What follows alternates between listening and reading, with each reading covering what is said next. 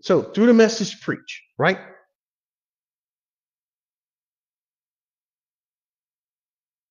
So the calling comes through the message preach and through the gospel.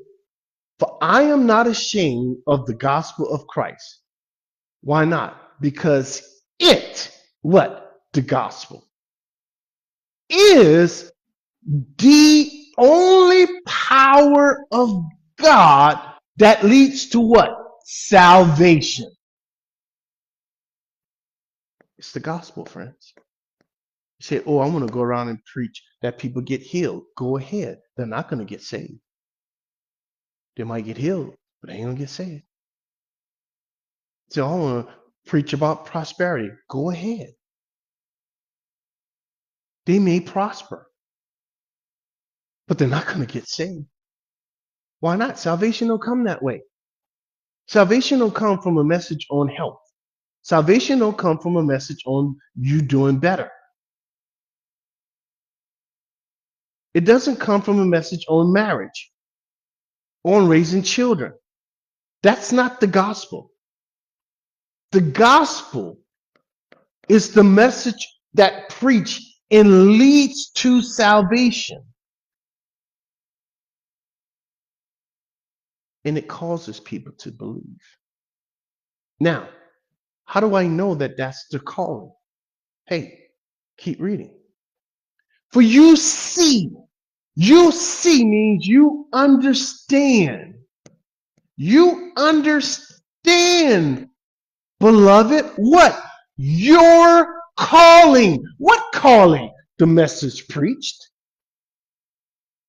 Brethren, that not many wise according to the what? The flesh, not the spirit, not people who are in their flesh thinking themselves to be wise. Not many mighty in their flesh, not many noble by the flesh. Are what? Called. Your calling, they are not called. Who said that? God said that. So is the gospel the calling for everyone? Not many are called. Is the gospel the calling for everyone? Not many wise are called. Not many mighty are called. Not many nobles are what? Called. What does God use to bring salvation to people? He uses the gospel preached as the calling. But then he excludes some people. So I can't believe that. I don't care what you believe. I care about what this book says. He says you have a calling. He calls you a brother. Why are you a brother? Because both of you were adopted.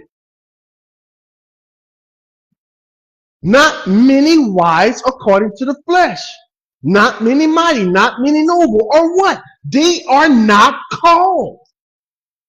Who said that? God said that. You're going to overrule him? You're going to say, God, you got to call everybody. It's not right. It's not right in your eyes. See, you got a different purpose than God has. See, God is only concerned about that. That's all he's concerned about. He's concerned about what he did already in the past. He's concerned about what he's doing right now in the fullness of time. And he's bringing to pass this right here. I showed it to you already. That's why I told you I had to do this first. Because what he's talking about in Romans 9 doesn't make sense any other way.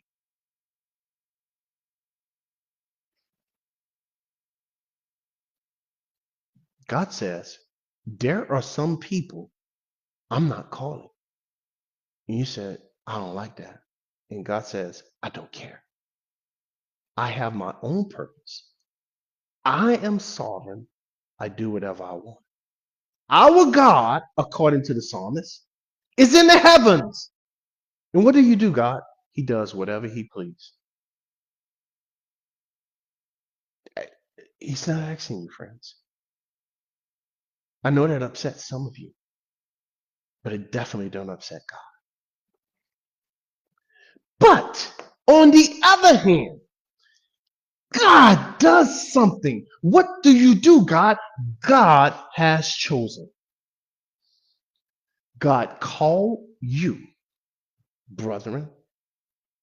God made a conscious choice not to call many wise. God made a conscious choice not to call many mighty. And then God made a conscious choice not to call many nobles. Well, why? Why in the world would God do such a thing? Because he chosen the foolish things of the world. Listen, here's your answer. Here's the why God did that. Why God didn't call many wise. Why God didn't call many mighty. Why God didn't call many noble. To put them to shame. The wise. God has chosen.